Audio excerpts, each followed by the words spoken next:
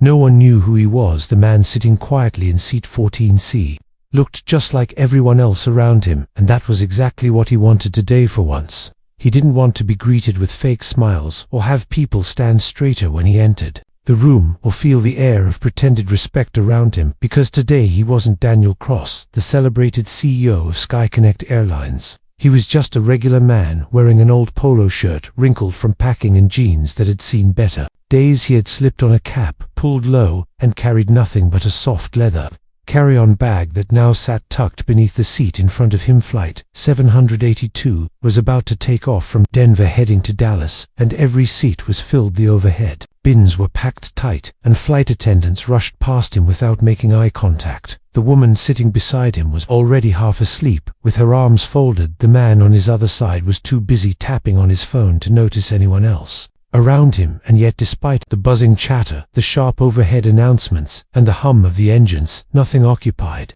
Daniel's mind more than what he was about to experience, because this flight was not for travel, it was an experiment. For the past year he had been reading complaint after complaint, emails from angry customers, posts on social media, scathing reviews and letters that told stories of rude staff, forgotten passengers, dirty seats, and dismissive behavior. But every time he brought it up in board meetings, his executives shrugged it off. They said people always complained that statistics looked fine and that all airlines were struggling with staff behavior. He was told not to take it too seriously because online outrage was common and customers often exaggerated, but something inside him refused to ignore the possibility that these complaints were true. He had heard stories of a mother who was left crying because no one helped her with a baby, and a disabled man who sat thirsty for hours without a single offer of water, and a young girl who had been mocked by crew members when she asked for assistance with her seatbelt. But until now, all of it was second-hand, told through filtered reports and guarded memos. So Daniel made a decision that shocked even himself. He booked a regular economy ticket under the name David Crane, used a prepaid card, and signed no company documents. He even arrived at the airport alone, avoiding the usual VIP entrance and choosing to wait in the long security line like everyone else, now seated at the back of the plane in a row that didn't recline, next to a restroom door with a faint smell that never quite went away. Daniel stared ahead, trying to empty his mind of expectations and simply experience what his customers experienced as the flight prepared for takeoff. Daniel pressed the small button above his head, hoping to adjust the airflow from the overhead nozzle, but nothing came out. He tried again, still no response, so he waved gently to a passing flight attendant and said, "Excuse me, I think the fan above me isn't working." But the attendant didn't stop. She didn't even turn her head. She simply replied in a clipped voice, "We'll check it when we can," and kept walking down the aisle as if his voice didn't matter, as if he were invisible. He blinked and sat back, confused, not angry, just stunned. He had expected indifference, but this level of coldness so early in the flight made his chest tighten. He glanced across the aisle where a young mother struggled to soothe her crying baby. The diaper bag at her feet kept sliding forward, and she looked completely overwhelmed, her cheeks red and her eyes scanning desperately for help. But no one came. No one even asked her if she needed anything, as flight attendants walked past her as if she were part of the seat. The seatbelt sign went off, and Daniel reached into his bag to grab a book. He had brought something to pass the time, but before he could open it, the drink cart began rolling down the aisle. He waited patiently until it reached him, and then asked politely, "May I have a glass of water?" The attendant barely looked at him and said, "We'll get to you when we can," then continued serving the row ahead without asking him what he wanted or offering a smile. 15 minutes later, when the cart had passed and no one returned, Daniel pressed the call button just to see how long it would take, not as a test out of arrogance, but as a man who genuinely needed water in a pressurized cabin. He watched the light glow yellow above him and waited and waited and waited. Minutes passed and no one came. Then 15. Finally, a male flight attendant leaned over from the aisle, clearly annoyed, and said, "Yes, what do you need?" Daniel kept his tone calm and friendly. "Could I just get a cup of water, please?" The man sighed as if Daniel had asked for something impossible, and said, "You should have asked during service," then started to walk away. Daniel called after him, "I didn't need it then, but now." Eichmann didn't wait for him to finish. He was already walking off, disappearing behind the curtain separating the cabin sections. Daniel exhaled slowly, pressing his hands together and Glancing down at his lap across the aisle, the young mother leaned over and whispered softly, "They've been ignoring me too. I asked for help with the seatbelt, and they said it wasn't their problem." Daniel gave her a small nod and felt something heavy twist inside his chest. This wasn't just one rude employee or one bad day. This felt like something deeper, a culture of coldness, of apathy that had seeped into the cabin and infected every interaction. The plane jolted with turbulence and drinks spilled onto trays. Someone gasped as hot coffee landed on their leg. Another passenger groaned when their food tray slid sideways, knocking over a salad. No apology came, no announcement of reassurance. The crew stayed silent, as if turbulence was the passengers' burden to bear, and not their responsibility to ease. Daniel felt shame for his company, not the kind that passed quickly, but the kind that weighed on your heart like a stone. The kind that made you question every decision, every policy. Every time he had praised someone in a meeting for a job well done while this was happening in the air, he looked around and saw Moran, elderly man, being told to hurry up when he walked too slowly down the aisle after using the restroom. Teenage girl in the middle row whose seat was broken, leaning sideways uncomfortably and being ignored when she raised her hand for help. A blind passenger trying to reach for the tray that hadn't been set properly in front of him, while no crew member came to assist. Everywhere he looked, he saw neglect masked as policy, coldness masked as efficiency, and he knew in his bones that this wasn't what he had built. This wasn't the airline he had dreamed of leading. This was something else, something he had lost control over. As the plane began its descent and passengers prepared to deboard, Daniel waited until most had exited before standing up, his back aching from the stiff seat and his neck sore from the lack of sleep. He pulled his carry-on from under the seat and stepped into the aisle just as one of the attendants called out, "Hey sir, you left trash on your seat." Daniel turned and saw the same attendant from before, the one who had refused him water. The man's eyes were sharp, judgmental, his tone biting. Daniel replied calmly, "I didn't leave any trash." The man scoffed. "Well, someone like you probably thinks we're here to clean up after you." There was a flicker in Daniel's eyes, something quiet and still, but far more dangerous than anger. "What's your name?" he asked, not loudly, not with threat, but with a strange calmness. "Why?" The attendant sneered. "You gonna report me or something?" Daniel gave a tight smile. "Something like that," he said, then turned and walked down the jet bridge, leaving behind a cabin full of people who had no idea they'd just mistreated the man who could end their careers with a single decision. He stepped into the terminal. A quiet rage settled over him, not the kind that yelled, but the kind that planned, the kind that built change from the ground up. And Daniel Cross, CEO of Skyconnect Airlines, knew one thing: tomorrow, everything would change, because now it was personal. The meeting that changed everything. The sun had barely risen when the first crew member of Flight 782 received the message on her phone. It was marked urgent from Skyconnect Internal Operations. The message was short and sharp. "All flight staff assigned to Flight 782 report to headquarters conference room. Be within 2 hours. Mandatory attendance. No exceptions." Flight attendant Jenna rolled over in bed and stared at the message for a few seconds, her eyes still puffy from sleep. She had flown overnight and hadn't expected to be called in again so soon, especially not like this. She groaned, sat up and texted her fellow crew member Sean, who replied instantly with a single word, "Weird one." By one, the rest of the crew received the same message, and though none of them said it out loud, each one felt a ripple of unease. It wasn't a training session, it wasn't a routine debrief, and it wasn't a regular policy review. This was something different, something no one could quite name. By 9:45, the crew of Flight 782 was seated together in conference room B, a cold room with pale walls, long glass windows, and a sterile table that stretched down the middle. Coffee sat untouched in the corner, and the air buzzed with quiet whispers. Some guessed it was about scheduling, some wondered if someone had complained, maybe that rude passenger with the cap who kept pressing the call button. Maybe he had filed a report and the company just wanted to make sure the paper trail was clean. Jenna glanced at the door nervously, her heart tapping faster than usual, her mind replaying the small moments of the flight, the crying baby, the man who asked for water, the seat that wouldn't recline, all things she had ignored because she was tired, because she had been on her feet for 10 hours, because no one ever seemed to care anyway.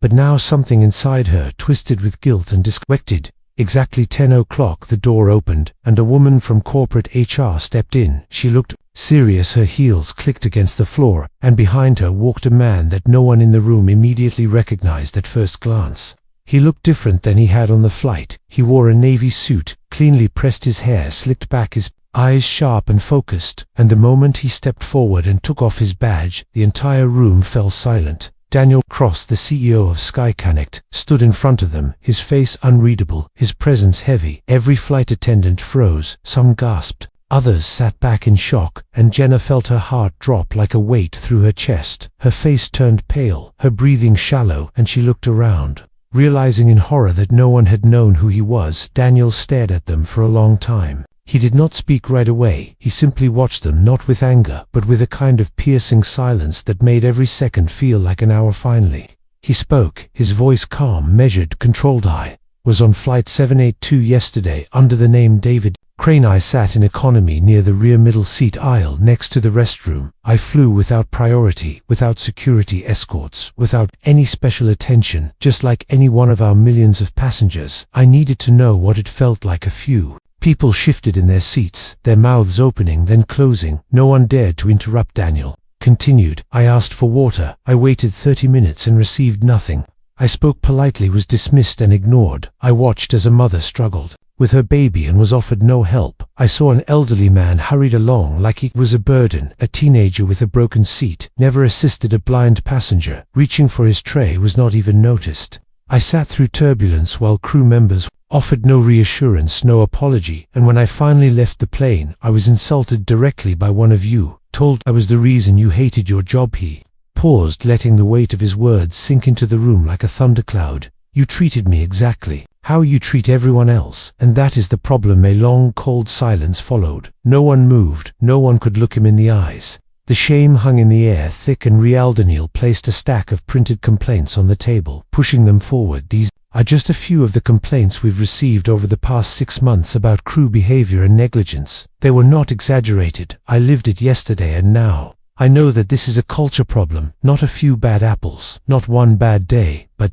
a deeper issue that has gone unnoticed or worse, ignored for far too long." He turned toward Jenna, his eyes not angry but clear and direct. "You walked past a crying mother 4 times and never offered help. I watched her struggle alone. You looked right at her and kept walking." Jenna's lips parted, but no sound came. Her throat felt tight. She blinked rapidly and lowered her eyes, unable to speak, the weight of her actions crashing down. Then he turned to Sean. "You rolled your eyes at a passenger who asked for help with a seatbelt, then complained out loud to your colleague in the galley that people were too needy. You laughed while a child spilled juice and then blamed the parent for not controlling her child." Sean looked down, his hands clenched. He had thought those moments were harmless, forgotten, throwaway actions, like they always were, until now, until those moments were dragged into daylight by the one person whose opinion mattered more than anyone else. Daniel's voice remained steady. "Not here to fire all of you, though I would be well within my rights to do so. I am here because I want this airline to represent more than numbers, more than routes, more than aircraft. We carry people, people with stories, families, health issues, fears, joys and struggles. Every one of them deserves kindness and care, and right now we are failing." The HR representative stepped forward, now her tone firm. "Effective immediately, each member of this crew will be suspended without pay, pending a full behavioral retraining program. You will be evaluated, monitored, and reviewed in a probationary period of 60 days. Any further complaints during that time will result in termination, and your records will reflect conduct violations." The gasps were audible, but no one protested. The shame was too real, the truth too loud. Daniel crossed his arms and looked around the room one more time. "I built this company from the ground up. I started in baggage handling. I served drinks at 30,000 feet before I ever saw an executive office, and I swore that if I ever got the chance, I would build an airline where people mattered, where dignity was never negotiable, where our crew members were the best in the sky, and I still believe that we can be that, but not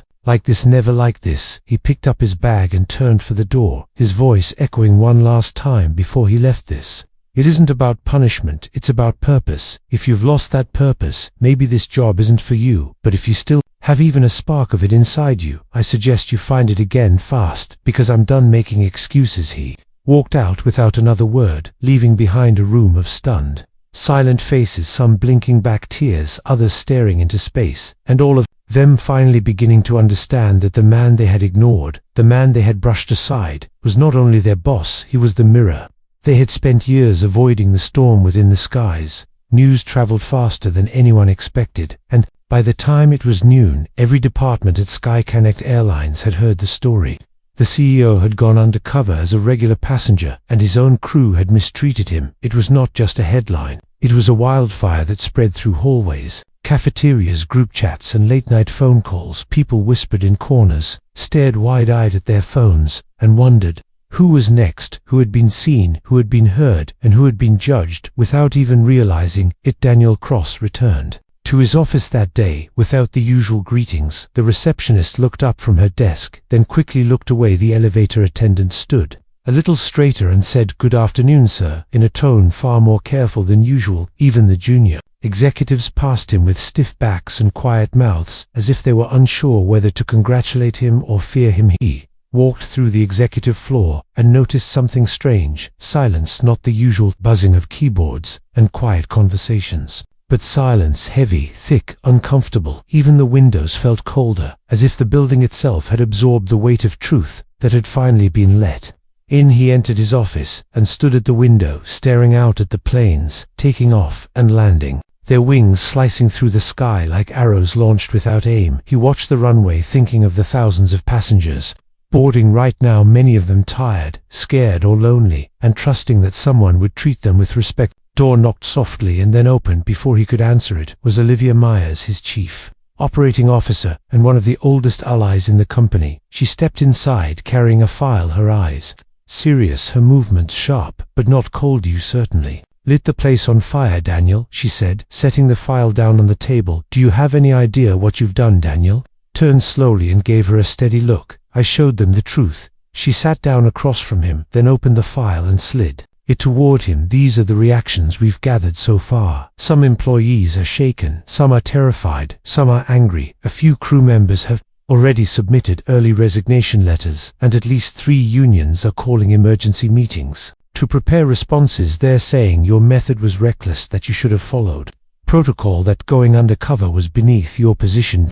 Daniel glanced at the file without opening it, then looked back at Olivia. "What do you think?" She paused for a long moment, her fingers tapping the edge of the folder. "I think you did what needed to be done, but I also think you've stirred something much deeper than just one flight crew. Daniel, this company runs on hierarchy and routine, and you broke both in a single day. Some people are scared, others are defensive, and a few are furious." Daniel nodded, then walked toward his desk, his mind already racing. "We've built a culture of comfort, not accountability. We train for emergencies, but not for empathy. We reward speed, but ignore service. And the longer I sit in this chair, the more I realize we've built a machine that moves fast, but leaves people behind, and that includes our staff too. Not just passengers." Olivia looked at him carefully, then spoke lower and slower. "There's something else you need to see and hear before you make your next move." She pulled out a flash drive from her pocket and inserted it into the laptop on his desk, opening a folder labeled Internal Concerns, then played an audio recording. It was grainy, but the voices were clear, familiar. "Even you hear about the stunt?" The old man pulled. One voice said, "Probably that guy in the cap, pretending to be someone else, just to mess with us." Another voice chuckled. "Whatever he's trying to prove, I'm not scared. He's soft. He doesn't have the guts to fire a whole crew." Then a pause, followed by a third voice, quieter, more bitter. "This airline's going down anyway, might as well speed it up." From the inside, Daniel's face hardened, not from shock, but from the realization that this was not just negligence anymore. It was resentment, buried deep and growing like rot in the walls of a house that looked beautiful from outside, but had been crumbling from within. "Who are they?" he asked, his tone ice cold. Olivia handed him a list, names, positions, flight histories. "These 3 are all part of a particular crew team that rotates between East Coast hubs. 2 of them have disciplinary records sealed after union interventions. The third was once under investigation for verbal abuse, but the case was dropped due to lack of evidence." Daniel stood still, silent and processing, his mind ticking through every training manual, every policy change, every staff meeting where he had trusted his managers to uphold the standards and values they claimed to represent, and yet here was proof that some had used that very trust as a shield. "What's worse," Olivia added, "we've confirmed that someone from within leaked the story to the press, not just the summary, but internal files and flight crew names, and now we're getting requests for interviews, statements, and potential lawsuits. The union is demanding a formal apology and threatening strike action if their members are fired without due process. Daniel stared at the laptop screen, watching the audio file end in static, then clicked it off and stepped away from the desk. They want to challenge me, he said. Then let them, but I'm not walking this back, not because of noise, not because of fear. He turned toward Olivia, his eyes sharp, not cruel but full of resolves. Set up a town hall, he said. I want every employee at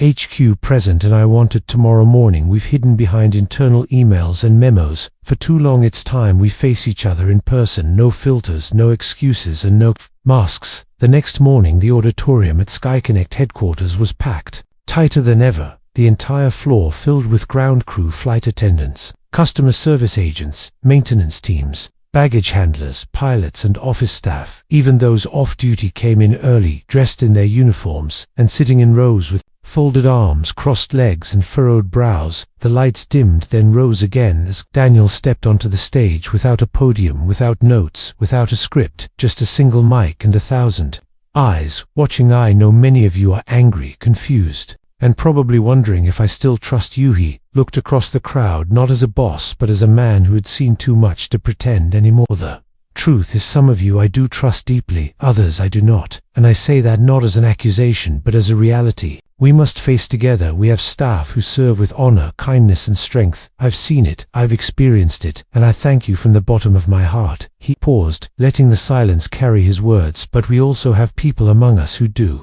not respect our mission, who do not respect the passengers we serve or the co-workers beside them, who mock vulnerability, who dismiss struggle, who walk past pain without a second glance, and that must end today. In the audience shifted uncomfortably. Others stared back with tears in their eyes, and a few sat still as stone, not giving away anything. I went undercover because I needed to feel what you feel, to see what you see, to hear how we sound when we think no one important is listening. What I found was a system that is cracking under pressure, where kindness is seen as weakness and cruelty is masked as policy. He stepped forward, closer to the edge of the stage. I'm not here to fire everyone or destroy careers. I'm here to rebuild. From the inside out, we will begin a full audit of staff behavior. We will reward those who uplift and confront those who break down, and we will launch a new internal campaign called People Before Policy that will start, not in the boardroom but in the break room. Daniel looked around, then added one final promise. You are someone who feels invisible, overworked, or unheard. I want you to speak to me directly. My door is open, my inbox is open, and I will listen, not just nod and smile, but listen. If you are someone who sees pain and walks past it, I will find you and I will hold you accountable. This is not revenge, this is repair. He stepped back as the crowd sat silent. Some clapped quietly, some just breathed deeply, but for the first time in years many of them felt something they had forgotten. Hope whispers in the system. The days following the town hall felt like a whirlwind across SkyConnect terminals. People moved differently. Some walked with shoulders higher, believing that change was truly coming. Others walked with guarded expressions, unsure if their past actions would come back to haunt them. The usual smiles shared between co-workers became shorter conversations. In the break room became tense. The silence after morning briefings grew longer, and Daniel Cross watched it all from his office with sharp eyes and a heavy heart. He had triggered a wave, he knew that, but he never expected how far it would ripple, or how many old wounds it would uncover. Department heads began reporting strange reactions, pockets of resistance, subtle pushback, and even passive delays in submitting reports. Daniel noticed how quickly some names appeared again and again in internal audits. Crew leads who whispered to their teams to act normal but do nothing different. Supervisors who told staff this would all blow over, and that the CEO would soon move on to some new project like every other leader before him. But Daniel did not move on, and he did not forget. Every day he personally reviewed flight recordings, read passenger feedback, and followed up on internal files, even the ones his assistant gently warned were better left closed. And late one evening, as he sat alone in his office staring at a folder marked confidential, a knock came on the door. Not the usual polite tap of a manager, but a soft, hesitant knock that made him look up instantly. Enter, he said, leaning back. K-woman stepped in. She wore a standard HR badge, but Daniel did not recognize her face. She was young, early 30s, eyes sharp but wary, like someone used to walking carefully through tight spaces. Her voice was quiet when she spoke, but not weak. My name is Lena. I work in the HR audit team under procedural compliance. Daniel gestured for her to sit. What can I do for you? She hesitated, then closed the door behind her. I'm risking a lot, even by being here, sir, but if I don't speak now, I'm afraid things will get worse. Daniel sat up straighter. Go on. She pulled a small notebook from her bag and slid it across the table. Inside were notes, initials, flight codes, and timestamps. I've been noticing irregularities in behavioral files, especially the ones connected to known problem crew members. Some files are being edited or deleted days after they're created. Some incidents reported by passengers never made it into our internal system, and those that did were altered quietly without record of the changes. Daniel's jaw tightened. Who has access to these systems? She hesitated, then said softly, 3 people: the head of HR, the director of operations, compliance, and a senior security officer. All 3 of them report directly to the board, not to you. Daniel felt a slow coldness creep through his chest. You're saying there's a cover-up? She nodded. One of the crew members from Flight 782 had been reported twice last year for verbal abuse. Both cases were settled with non-disciplinary coaching on record, but the original statements are gone. The passengers were never followed up with, and the supervisor who filed the first complaint was later transferred without reason. Daniel stood and walked toward the window, the city lights blinking beneath the clouds while his mind raced. This was more than resistance. This was sabotage. He had known some would be uncomfortable with change, but this was strategic. This was coordinated, and worst of all, it was happening right beneath his nose. Do you have proof of who's ordering the deletions? He asked. Lena shook her head. Not directly, but there's a pattern. The files are always modified late at night, always from the same internal terminal, and always with the same admin override code, a code that belongs to a high-level account. Daniel turned toward her, then asked the one question he feared the answer to most. Does the board know? She took a deep breath. Sir, I believe one of them is involved. Silence filled the room, heavier than before. Daniel thanked her and promised protection. She nodded, stood, and left without another word, and he watched the door close behind her with a mixture of gratitude and dread. He spent the next 2 hours going through every internal access log. Olivia entered his office near midnight and found him still there, buried in data, eyes burning from staring too long at red-flagged lines and suspicious patterns. Here, not going to sleep tonight, are you? She asked, sitting across from him. Not until I know who's doing this, he replied quietly. They spent the next several hours combing through every irregular login, every bypassed protocol, and every vanished file, until one name surfaced again and again. Richard Coleman, Director of Operational Oversight, a man who had been with SkyConnect since the beginning and who had built much of its original disciplinary system, a man who had kept his head down during scandals, smiled during board meetings, and always responded with just enough efficiency to avoid suspicion. Daniel closed the laptop and leaned back in his chair. They'd been hiding behind protocol, rewriting the past to protect their own, and all this time we thought the system was broken, when really it was being rewritten.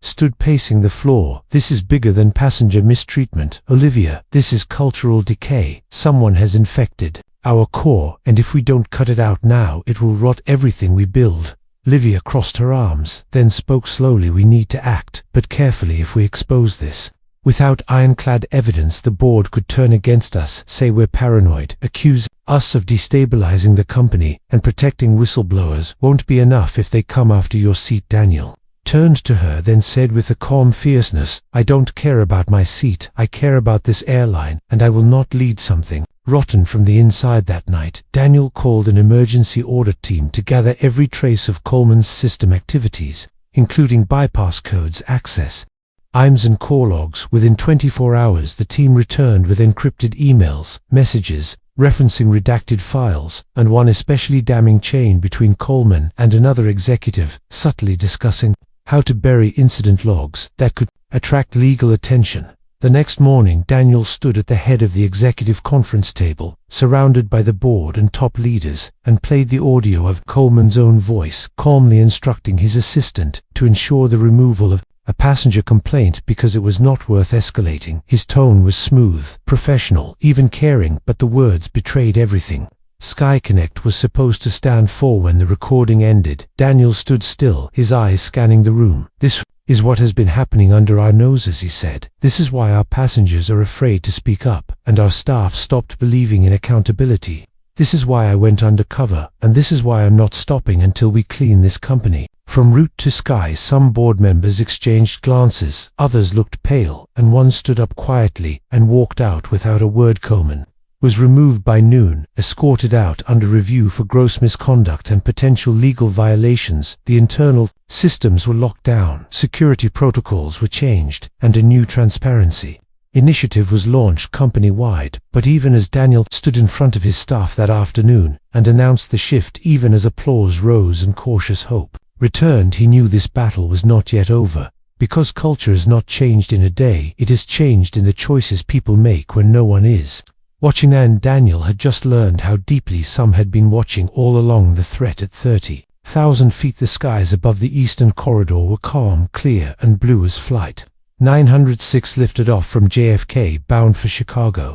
The aircraft sliced through soft morning clouds with mechanical grace, unaware of the storm brewing within its cabin. Daniel Cross sat in business class, not in disguise this time but fully visible, his name on the manifest, his face familiar to the staff, his mission now out in the open.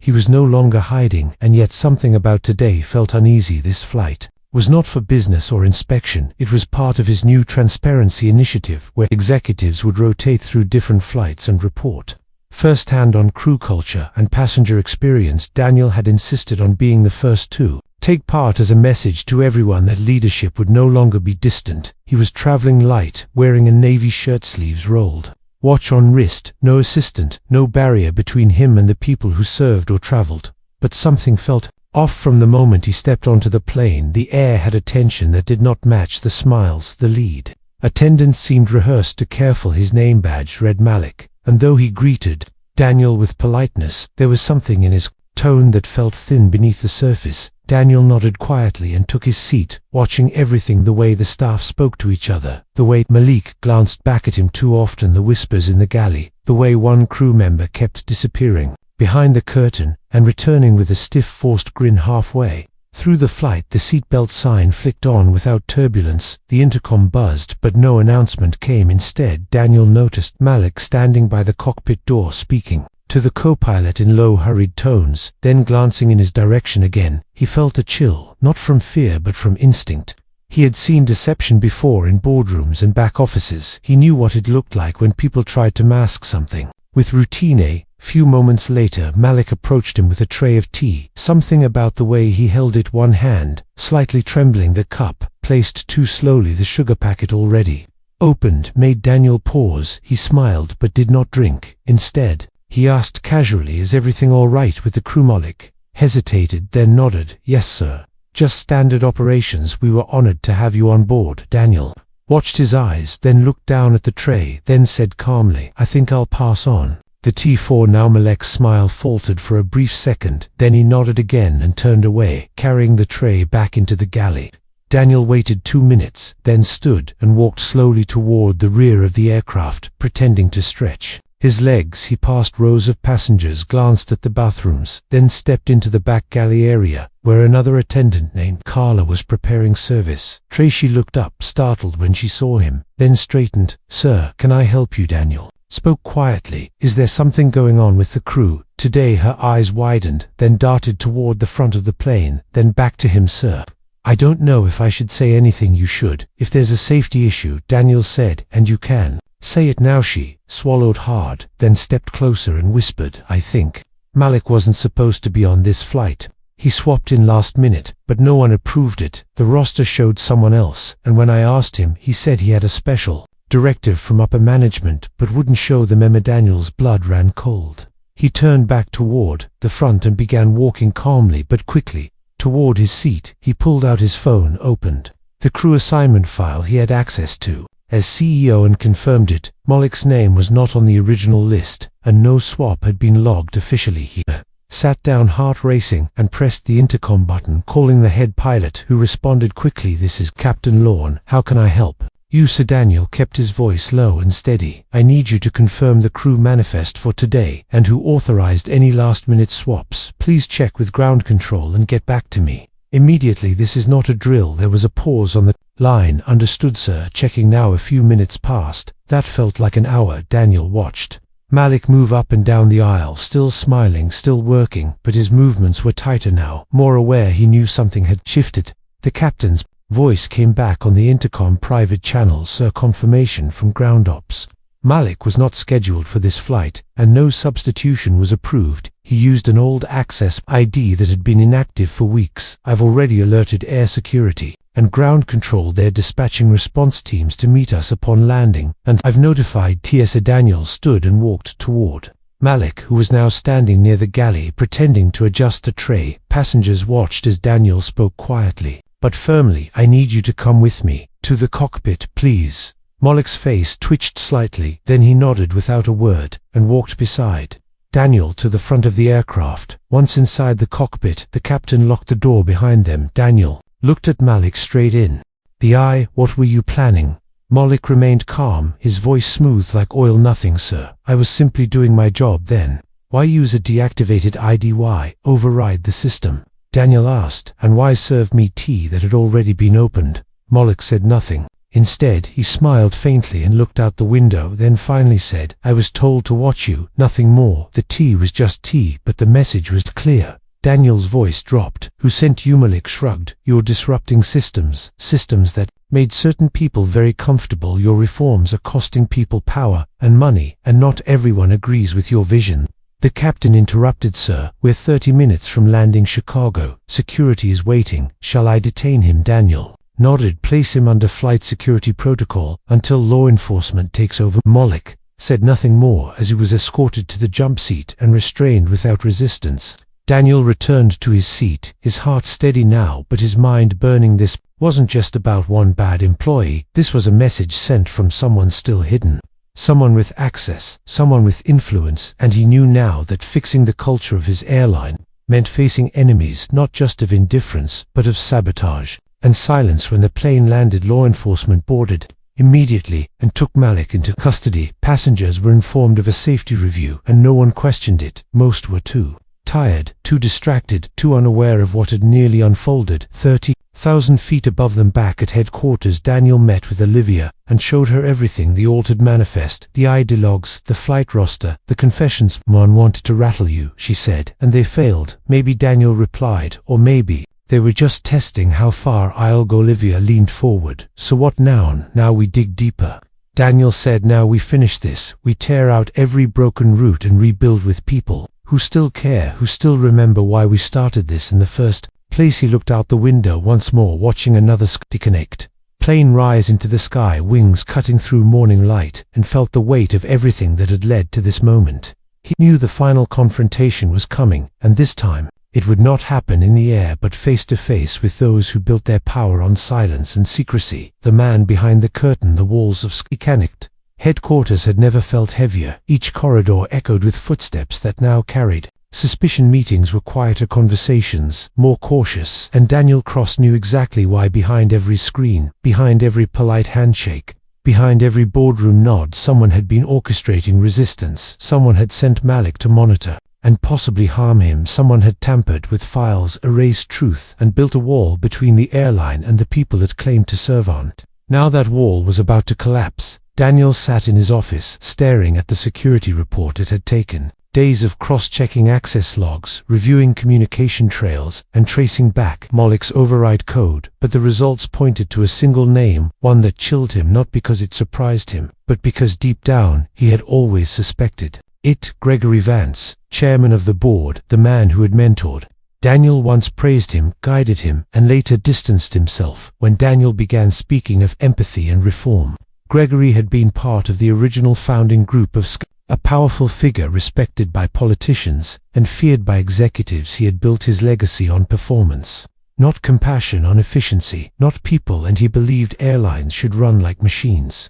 Flawless, cold and unquestioned, Daniel stood slowly and walked to the glass wall of his office, watching as planes taxied below. He remembered his first day as a baggage handler, sweating, lifting, pushing, running to keep things moving. He remembered when he sat in coach for the first time, legs crammed between seats, barely enough space to breathe, watching an old woman get ignored when she asked for help, and he remembered promising himself that if he ever had the power he would build something better. Now that power had come, and it came with a cost. He called Olivia into his office and handed her the report.